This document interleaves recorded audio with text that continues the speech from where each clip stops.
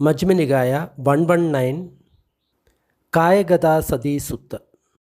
पिछले सूत्र में हमने देखा आनापाना सदी सुत्त, अंदर आने वाला श्वास और बाहर जाने वाला सांस को देखते हुए कैसे हम निर्वाण को प्राप्त कर सकता है। ऐसा ही इस शरीर को देखते हुए हम निर्वाण को प्राप्त कर सकता है। भारत में एक भिक्षु है बंदे बोधिधम्म बंदे अर्ली बुद्धिस्ट टीचिंग करके एक 10 दिन का शिविर लेता है।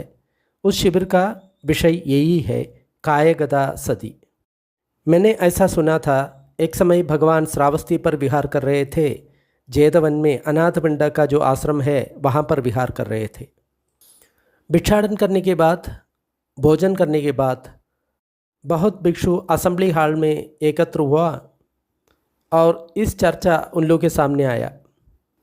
आश्चर्य है मित्र, अद्भुत है मित्र, वो जो भगवान है सब कुछ जानता है, सब कुछ देखता है।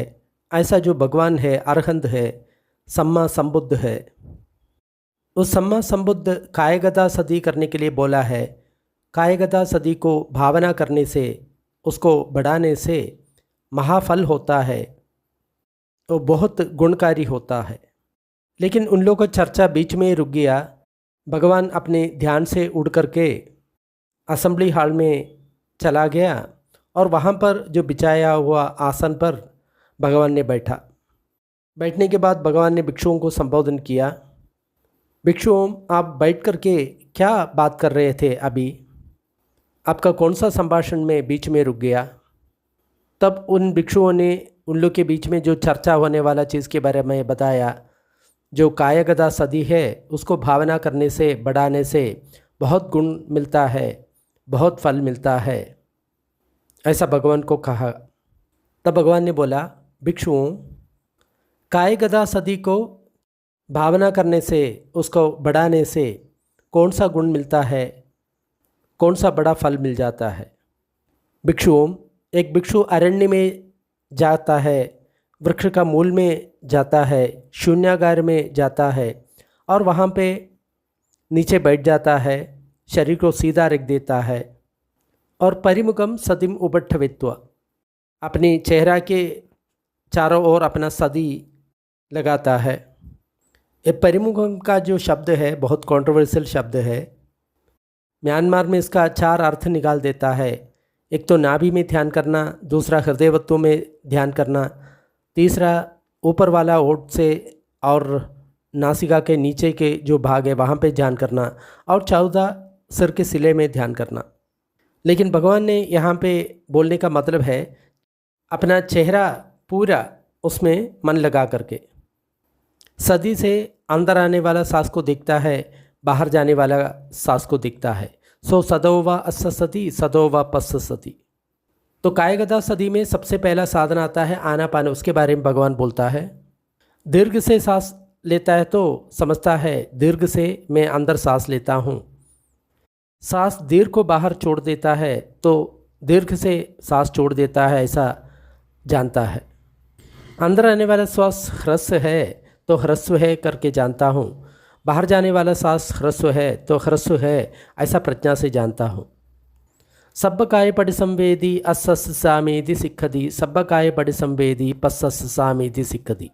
सारा काय को एक साथ जानते हुए सांस अंदर लेता है, सारे काय को एक साथ जानते हुए सांस बाहर छोड़ देता है।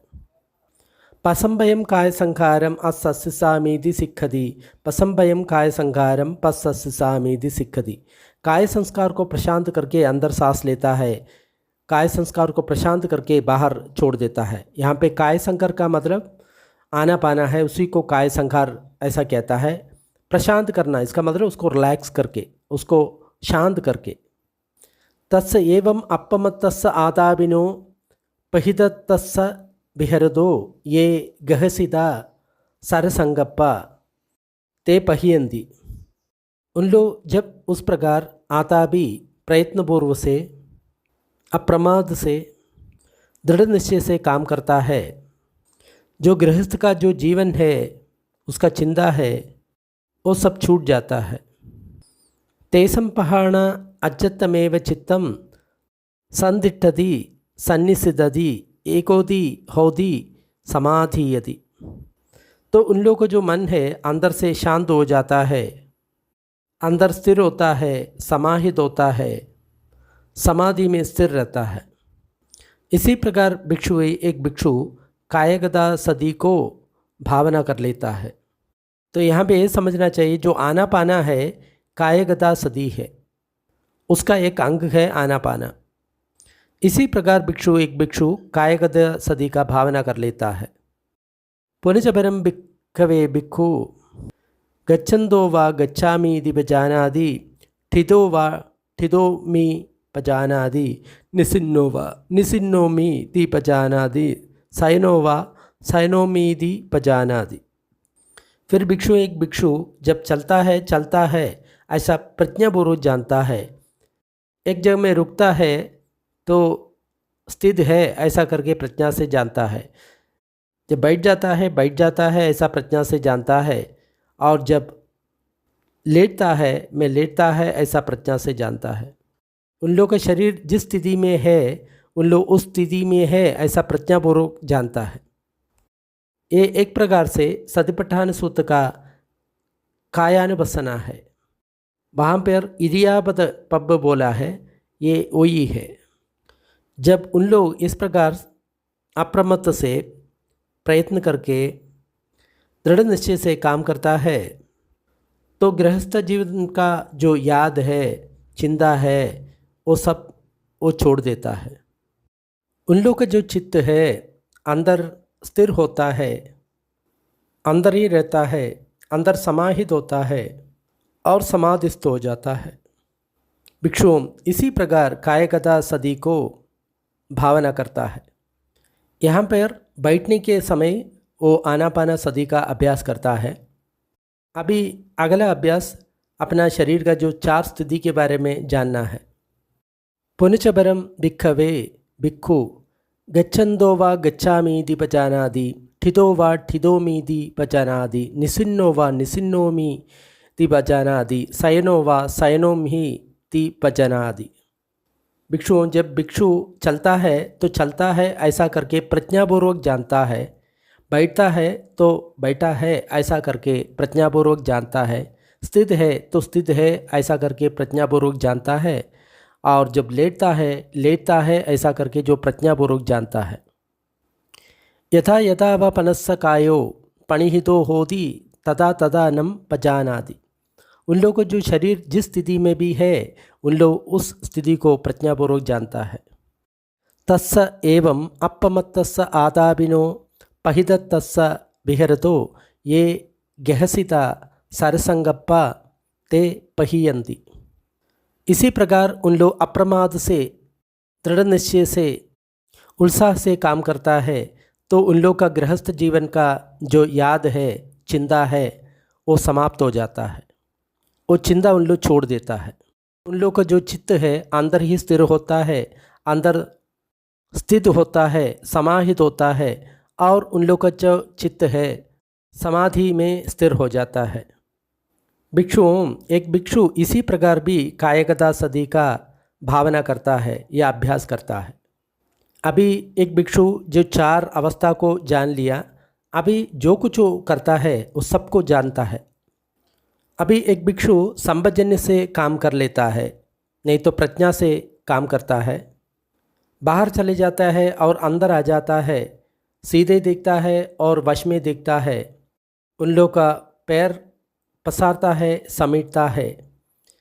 बाहर का जो कपड़ा पहनता है, कपड़ा और भिक्षा पात्र लेता है। जब खाता है, पीता है, चबाता है, रस लेता है, मलमूत्र को त्याग देता है। जब चलता है, खड़ा है, बैठता है, सोता है, जागृत हो जाता है, भाषण कर लेता है, मौन रहता है, ये सभी समय वो संप्रज्ञान में रहता है। इस प्रकार वो अप्रमाद से दृढ़ निश्चय से उत्साह से काम करता है तो उन लोग का जो गृहस्थ जीवन का याद और चिंता है वो छोड़ देता है। उन लोगों का जो मन है अंदर ही स्थिर होता है, स्थित होता है, समाधिस्थ होता है। भिक्षु इसी प्रकार भी एक भिक्षु कायगदा सदी का अभ्यास करता है। जो लोग विपश्यना ध्यान का अभ्यास करता है उन लोग सतिपट्टन सूत्र तो पढ़ा होगा, तो उसी में उन लोग बहुत साल से संबजान के बारे में सुनता है। लेकिन दुखद बात यह है, ये सब जानता है लेकिन वो कभी करता ही नहीं। 30 साल से 40 साल से वो कोर्स पर कोर्स चलता है लेकिन संबजन्य का काम वो करता ही नहीं, तो इसलिए उसके कारण वो बढ़ता नहीं।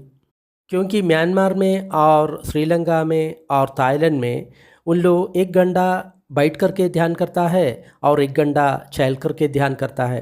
तो ऐसा ध्यान करेगा तो उन लोग का प्रगति बहुत जल्दी हो जाता है।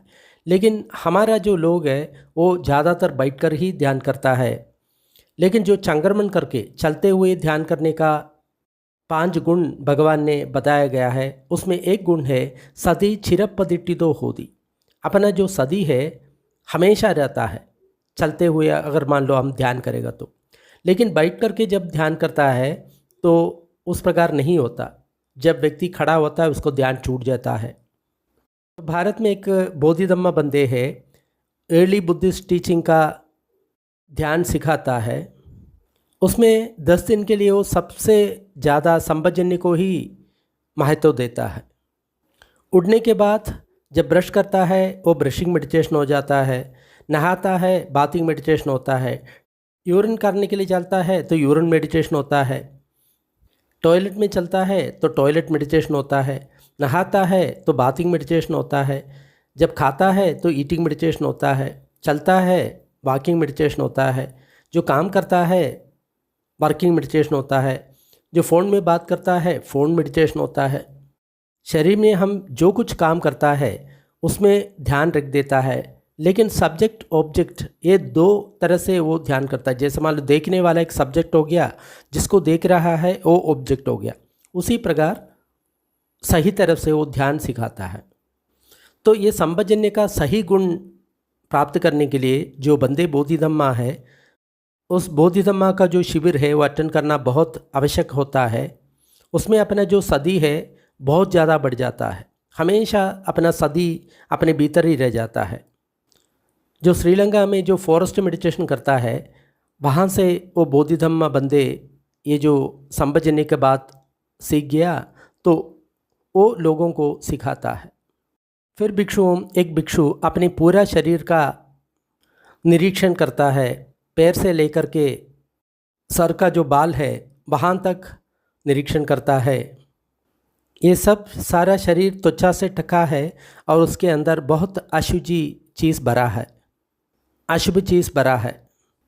इस शरीर में सिर का जो बाल है, शरीर का जो बाल है, नाखून है, दांत है, त्वचा है, मांस है, स्नायु है, अस्थि है, अस्थि मज्जा है, किडनी है, हार्ट है, लिवर है, डायफ्राम है, स्प्लीन है, श्वासकोश है, बड़ा आंत है, छोटा आंत है, जो नहीं पका हुआ भोजन है, मल है, पित्त है, कफ है, रक्त है, पसीना है, वसा है, आंसू है, मेदस है, थूक है, नाक का जो कफ है, प्लाज्मा है और मूत्र है। भिक्षुओं ये ऐसा है, एक बोरी है, उस बोरी का दोनों अंत में खुला है, उसमें बहुत तरह का धान्य भरा हुआ है।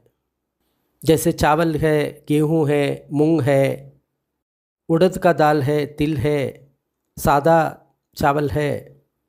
और जो भी व्यक्ति जिसका आँख ठीक है वो इस बोरी को खोल करके देखता है, उसके अंदर क्या क्या देखता है तो उसको दिखाई देता है, ये अच्छा चावल है, ये गेहूं का दाना है, ये उड़द का धान्य है, ये मूंग का धान्य है, ये तिल है और ये सादा चावल है।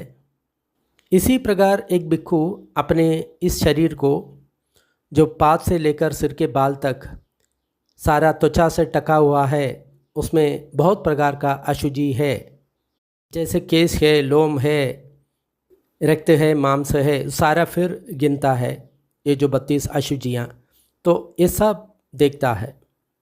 जब उस भिक्षु इस प्रकार अप्रमाद से, जागृता से, दृढ़ निश्चय से काम करता है तो गृहस्थ जीवन का जो याद है और चिंता है वो सारा वो छोड़ देता है।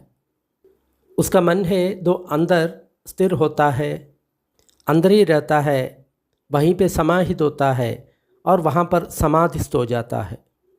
भिक्षु इसी प्रकार भी एक भिक्षु कायगदा सदी का भावना करता है।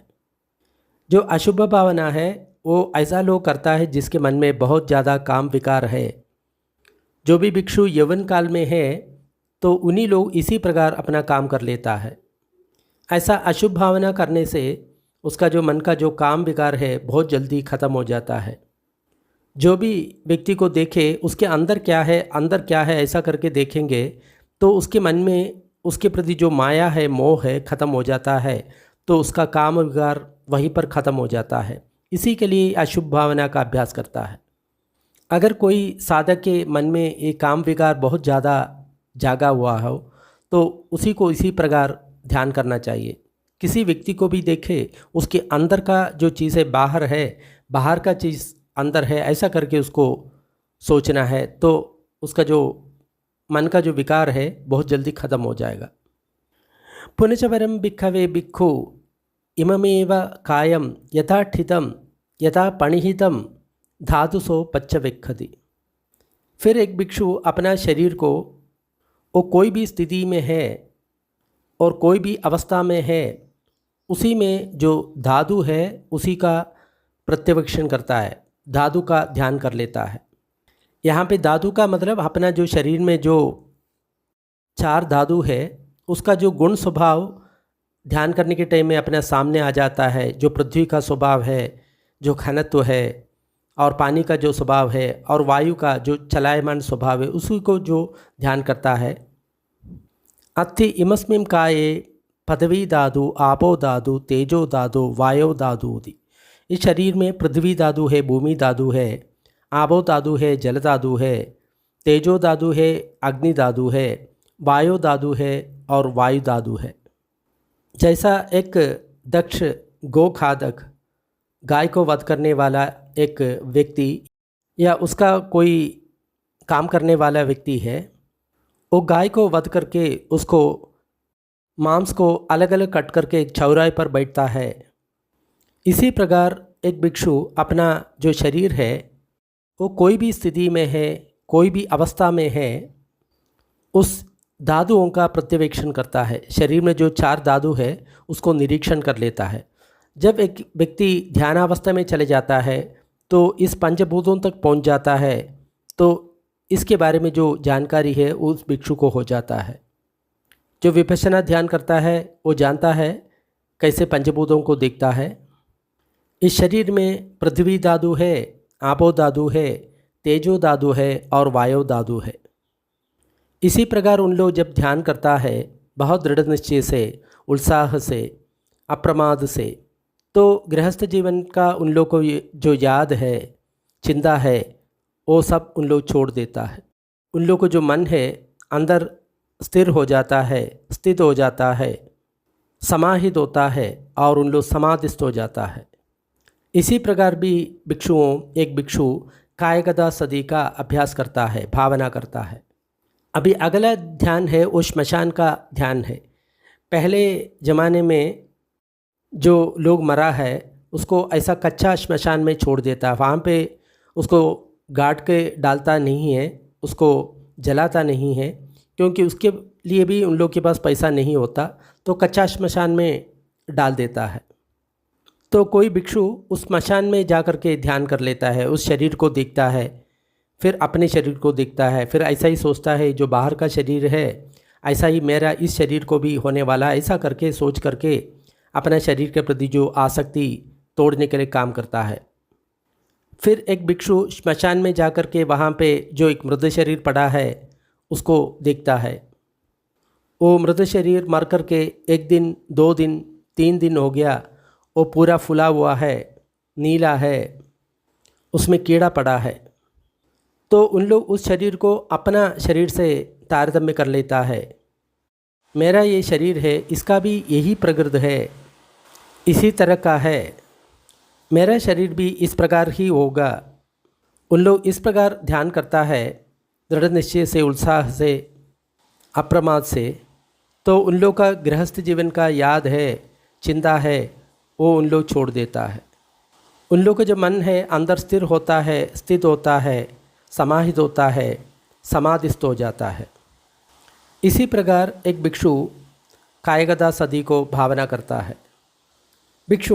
फिर एक भिक्षु ऐसा एक मृत शरीर को देखता है जिस मृत शरीर को कौवा ने खाया है, गिद्दड़ खाया है, वल्चर खाया है, हेरोन्स खाया है, कुत्ता खाया है, टाइगर ने खाया है, लेपर्ड ने खाया है, जाकल ने खाया है और छोटे छोटे अन्य जीवी जो खाया है उस शरीर को देखता है।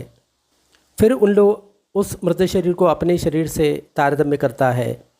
मेरा शरीर का भी यही प्रकृति है, यही अवस्था होने वाला है, मैं इससे बाहर नहीं जा सकता। भिक्षु इसी प्रकार भी एक भिक्षु अपना कायगदा सदी का भावना करता है। फिर एक भिक्षु श्मशान में एक मुर्दे को देखता है। वो सिर्फ अस्थियों का ढांचा ही रह गया, उसमें थोड़ा मांस भी रहा है और थोड़ा रक्त भी पड़ा है और स्नायुओं से वो बंधित है। फिर उसी को अपना शरीर के प्रति वो कंपेयर करता है। फिर अपना जो गृहस्थ का जो जीवन का जो याद है, चिंता है, वो ख़त्म होता है, उसका मन अंदर ही स्थिर होता है। इसी प्रकार वो कायगदा सदी का अभ्यास करता है। ये जो बात है बार बार रिपीट होगा, मैं रिपीट नहीं करता, मैं मेन पॉइंट को पढ़ता हूँ। फिर वो अस्थि का ढांचा को देखता है, उसमें मांस नहीं है, सिर्फ उसमें थोड़ा खून है और स्नायु से बंधित है। फिर अस्थि को ढांचों को देखता है, उसमें मांस भी नहीं है, रक्त भी नहीं है और स्नायु से बंधित है। फिर उस अस्थि पंजर को देखता है, वहाँ पे स्नायु नहीं है, वो बिखरा पड़ा है, हर दिशा में बिखरा पड़ा है। यहाँ पे एक हाथ का अस्थि है, वहाँ पे एक पैर का अस्थि है, यहाँ पे एक मुंह का अस्थि है, वहाँ पर एक जांघ का अस्थि है, यहाँ पे एक कड़ी का अस्थि है, वहाँ पे एक छाती का अस्थि है, यहाँ पर एक पीठ का अस्थि है, वहाँ पे एक हाथ का अस्थि है, यहाँ का एक गर्दन का अस्थि है, वहाँ पे नीचे वाला दांत का अस्थि है, यहाँ पे एक दांत है, वहाँ पे खोपड़ी है। उसको भी अपना शरीर से वो कंपेयर करता है। फिर कुछ समय के बाद वो अस्थि पूरा शंख की तरफ समान वाइट हो गया। फिर वो अस्थि पूरा जीर्ण होने लगा। फिर वो अस्थि पूरा जीर्ण होकर के पाउडर होने लगा। ये सारे अवस्थाओं को अपने शरीर से वो तारतम्य करता है। मेरा शरीर भी इसी प्रकृति का है, मेरा शरीर का भी यही होने वाला है, मैं इससे बाहर नहीं निकल सकता। इसी प्रकार उन लोग ध्यान करता है बहुत दृढ़ निश्चय से, प्रमाद से, तो उन लोग का मन अंदर ही समाधिस्थ होता है, समाहित होता है, अंदर ही रहता है और समाधिस्थ हो जाता है। और उन लोग का गृहस्थ जीवन का जो याद है, चिंता है, वो सब उन लोग छोड़ देता है। भिक्षु इसी प्रकार भी एक भिक्षु कायगदा सदी का अभ्यास करता है, भावना करता है। अभी एक भिक्षु जाना का 4 जाना का अभ्यास करता है। पुनिचवरम भिक्खवे भिक्खु विविच्छेव कामे ही विविच्छ अकुशले ही धम्मे ही। फिर एक भिक्षु बिना काम के, बिना अकुशल धर्म के प्रथम ध्यान पर पहुंच जाता है। वहाँ पे वितर्क है, विचार है, पीति है, सुख है, चित्त का एकाग्रता है। फिर उन लोग अपना शरीर को जो इंद्रिय सुखों से अलग जो प्रीति है, सुख है, उस सुख से पूरा शरीर को व्याप्त कर लेता है। इस प्रीति सुख को अपना सारा शरीर में उन लोग फैल देता है, परिपूर्ण कर लेता है। उसका शरीर का कोई भी अंग ऐसा नहीं है वहाँ पे ये प्रीति और सुख नहीं है। ये काम इस प्रकार का है, दूसरों को स्नान करने में विदग्ध एक व्यक्ति स्नान चूर्ण में थोड़ा सा पानी डाल करके उसको अच्छी तरह मिक्स करता है। उस स्नान चूर्ण में उन लोग धीरे से पानी डाल करके इतना मर्दन करता है, वो स्नान चूर्ण एक पूरा पानी से लिप्त हो जाता है। उसका अंदर बाहर वो पानी रहता है, लेकिन उससे पानी कुछ बाहर नहीं निकलता। उन्हीं प्रकार उन लोग उस प्रीति सुख को अपने शरीर में पूरा व्याप्त कर लेता है। शरीर के अंदर वो प्रीति सुख को भरता है। उन लोग के शरीर में कोई ऐसा पार्ट नहीं है जहाँ पे वो प्रीति सुख ना हो। इसी प्रकार उन लोग बहुत दृढ़ निश्चय से अप्रमाद से उत्साह से जब काम करता है तो गृहस्थ जीवन का उन लोगों को जो याद है, चिंता है, वो छोड़ देता है। उन लोगों को जो मन है अंदर ही स्थित होता है, समाहित होता है, समाधिस्थ होता है। भिक्षु इसी प्रकार भी एक भिक्षु कायगता सदी का अभ्यास करता है। फिर एक भिक्षु दूसरा जान पर पहुंच जाता है। वहाँ पे भी वो पूरा शरीर को प्रीति सुख से भर देता है। उसका शरीर का कोई अंग जैसा नहीं है, वहाँ पे प्रीति सुख नहीं है। ये ऐसा है, एक लेक है, वहाँ पे पूरा वर्षा का पानी जमा हो, उसका पूर्व दक्षिण उत्तर पश्चिम में पानी आने का कोई व्यवस्था नहीं है। समय समय पर उसमें बारिश नहीं होता है, लेकिन उसमें पूरा ठंडा पानी है। उस लेक में पूरा उस ठंडा पानी भरा है। उस झील में पूरा जो ठंडा पानी भरा है, उस झील में ऐसा कोई जगह नहीं है जहाँ पे वो ठंडा पानी नहीं हो। इसी प्रकार एक भिक्षु अपना पूरा शरीर में प्रीति और सुख को भर लेता है। उसका शरीर में ऐसा कोई अंग नहीं है जहाँ पे प्रीति और सुख नहीं है। इसी प्रकार भी एक भिक्षु कायगता सदी का अभ्यास करता है। फिर वो भिक्षु तीसरा ध्यान पर पहुंच जाता है। वहाँ पे जो प्रीति है वो समाप्त होता है, तो उस सुख को वो अपना सारा शरीर में फैला देता है। उसका शरीर में कोई ऐसा अंग नहीं है वहाँ पे वो सुख नहीं हो। ये एक तालाब की तरफ है, वहाँ पे नीला कमल है, पिंक कमल है या सफ़ेद कमल है। कुछ कमल पानी के अंदर है, वो पानी के अंदर ही बढ़ रहा है। उसका ऊपर से नीचे तक पूरा ठंडा पानी से भरा है। उसका कोई भी अंग ऐसा नहीं है जिसमें पानी नहीं हो। इसी प्रकार एक भिक्षु उस सुख को अपना पूरा शरीर में फैल देता है। उन लोगों का शरीर का कोई ऐसा अंग नहीं है जहाँ पे सुख नहीं हो।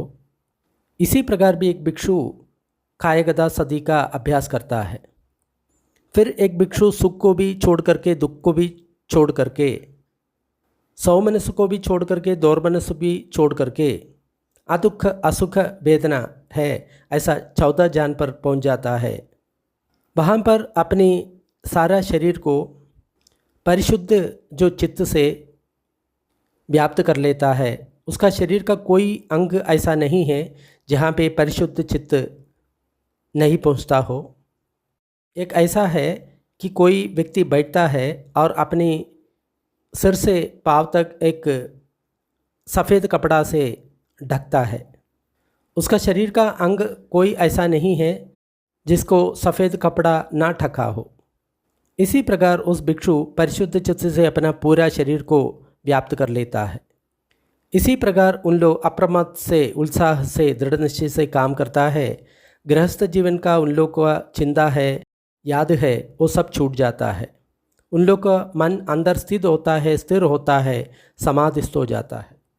भिक्षु इसी प्रकार भी एक भिक्षु कायगता सदी का भावना करता है। भिक्षु जो भी कायगता सदी का अभ्यास करता है, भावना करता है, उसको बढ़ाता है। वो सारा कुशल धर्म को बढ़ाता है, जिसको निर्वाण का प्राप्ति के लिए वो सारा कुशल धर्म कुछ ना कुछ काम करता है।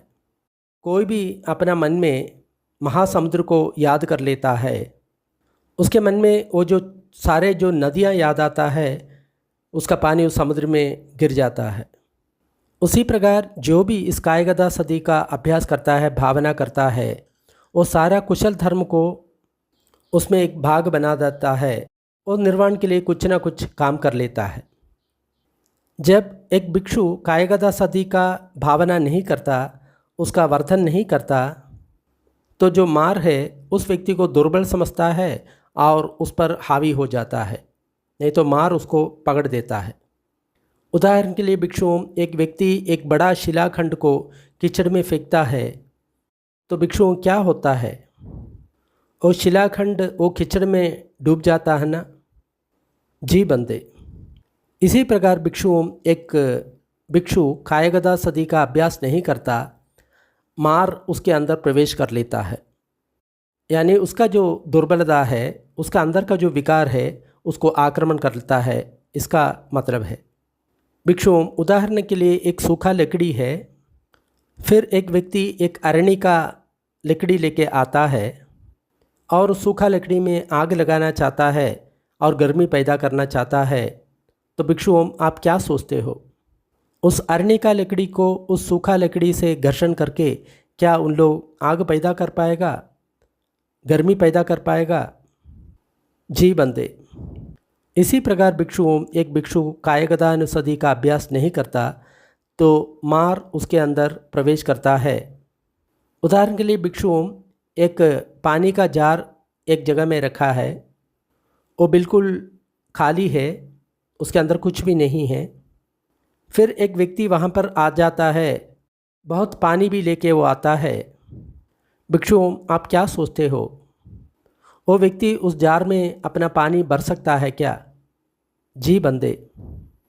इसी प्रकार भिक्षुओं एक भिक्षु जब कायगदा सदी का अभ्यास नहीं करता तो उसके अंदर जो मार है, दुष्ट शक्ति है, वो प्रवेश करता है। ये बोलने का मतलब है हम अपने को मन को नहीं सुधार सकता। अपने मन का जो विकार है हमको बार बार हमको आक्रमण करके हमको परास्त कर लेता है। लेकिन अगर मान लो कायगदा सदी का अभ्यास करेगा, अपना मन का विकारों से हम जीत लेता है, मार हमारा कुछ भी नहीं बिगाड़ सकता। भिक्षुओं एक भिक्षु कायगदा सदी को सही तरह से भावना करता है, अभ्यास करता है, एक मारा उसको कुछ भी नहीं कर सकता, मार उसको कुछ भी नहीं कर सकता।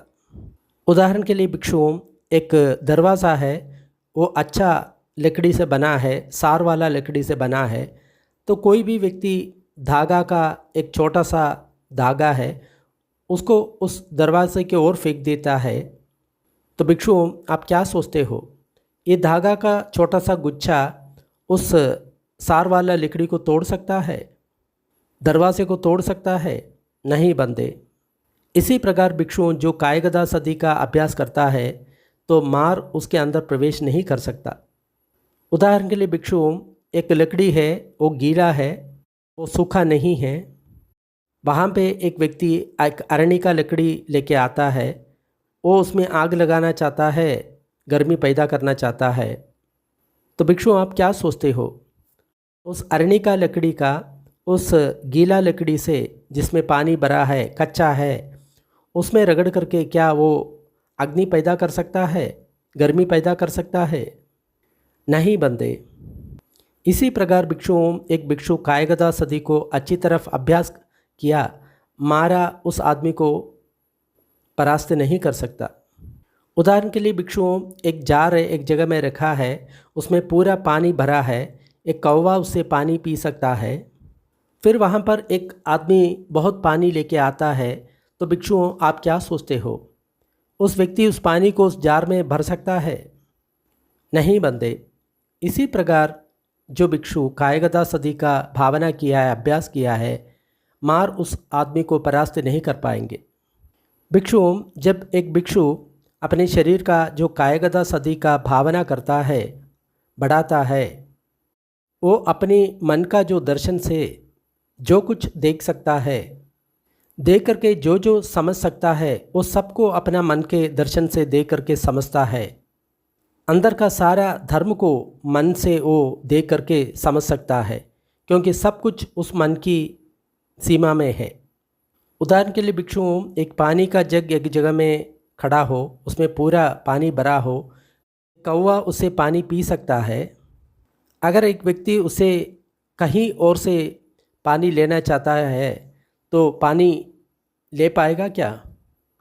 जी बंदे। इसी प्रकार भिक्षुओं एक भिक्षु कायगदानुसति को भावना किया है, बहुलीकरण कर लिया है, तो अपना मन का अंतर्दृष्टि से वो अंदर का जो कुछ उसको अनुभव कर सकता है, उसको समझ सकता है, क्योंकि सब कुछ उस मन की सीमा के अंदर ही है। उदाहरण के लिए एक बड़ा तालाब है, कमल का तालाब है, उसमें पूरा पानी भरा है, उसे एक कौवा पानी पी सकता है। अगर एक व्यक्ति उस तालाब का किसी और छेद बना देता है, उससे पानी बाहर निकलेगा ना? जी बंदे। उसी प्रकार एक भिक्षु कायगदानुसति का भावना किया है, तो अपना अंतर्दृष्टि से वो सब कुछ वो समझ में आ जाएगा, उसको सारा धर्म को अपना अंतर्दृष्टि से समझ पाएंगे, क्योंकि सब कुछ उसके सीमा में है। उदाहरण के लिए एक अश्व को एक रथ में जुड़ा करके एक रास्ता में खड़ा किया है, तो एक रथ को चलाने वाला उस रथ में चढ़ा है, तो जहाँ चाहता है वो उस रथ को ले जा सकता है, जहाँ पे भी चाहता है, और जब भी चाहता है उस रथ को जहाँ पे भी लेके जा सकता है। उसी प्रकार एक भिक्षु कायगदान सदी को भावना करता है, बढ़ाता है, वो सब धर्म को अपनी अंतर्दृष्टि से समझ पाएगा, क्योंकि सब कुछ उस मन का परिधि में है। कायगदाय भिक्खवे सदिया आसेविताय भाविदाय बहुलीगताय यानिकताय बत्तुकताय अनुष्ठिताय परिचिताय सुसमाराधाय दशानिशंसा पडिघंखा। भिक्षु आप कायगदा अनुसदी को सेवन करता है, उसको भावना करता है, उसको संवर्धन करता है, उसको एक यान की तरफ इस्तेमाल करता है, उससे आश्रित होकर के आप काम करता है, उसको अपने पास रख देता है, उसको सही तरह से अभ्यास कर लेता है, आपको ये 10 गुण मिलेगा। तो ये कायगदा सदी को अगर एक व्यक्ति सही तरह से अभ्यास करता है तो उसको ये 10 गुण मिलता है, ऐसा करके भगवान बोलता है। अरदी रति सहो होदी न च तम अरदी सहदी उपन्नानम अरदिम अभिभूय विहरति। उसका मन में जो भी आग्रह है, अतृप्ति है, उसको वो कंट्रोल कर सकता है। जब भी उसके मन में कोई भी आग्रह और अतृप्ति जागता है, तुरंत उसको नियंत्रण कर पाएंगे। भयभैरव सहो होदी न च तम भयभैरवम सहदी उपन्नम भयभैरवम अभिभूय विहरति। वो व्यक्ति भय और डर को जीत सकता है, और भय और डर के ऊपर उसको कंट्रोल आ जाएगा, नियंत्रण आ जाएगा। जब भी भय और डर जागता है उसको तुरंत नियंत्रण कर पाएंगे। तो जो भी व्यक्ति पैनिक अटैक से डर रहा है या कोई भी भय उसका मन में है, ज़रूर वो कायगदा सदी का अभ्यास करना है। और जो आदमी को जो काम विकार बार बार आ जाता है, वो भी कायगदा सदी का अभ्यास कर सकता है। फिर वो भिक्षु शीत को भी सहन सकता है, उष्ण को भी सहन सकता है, भूख को भी सहन सकता है, प्यास को भी सहन सकता है, मक्खियों को सहन सकता है, मच्छरों को सहन सकता है, हवा को, धूप को, कीट पतंगों को, कड़ू और नापसंद निंदा को, शरीर में जो कुछ वेदना उत्पन्न होता है उस वेदना को, वो कितना भी तीव्र हो, कठिन हो, दुखदायक हो, अनुकूल नहीं हो, जीवन को समाप्त करने वाला हो, ये सब वेदना को वो सहन कर सकता है। इसका मतलब ये सब भूख को, प्यास को और मच्छर को, शरीर का वेदना को, सब कुछ वो सहन कर सकता है। और अगला गुण है, जब भी उन लोग चाहता है, ये जो 4 जान है इस वर्तमान काल में जब भी चाहता है बिना मुश्किल से वो प्राप्त कर सकता है। ये जो 6 जान है बहुत सुख वाला जान है, और ये ऊंचा मन का जान है।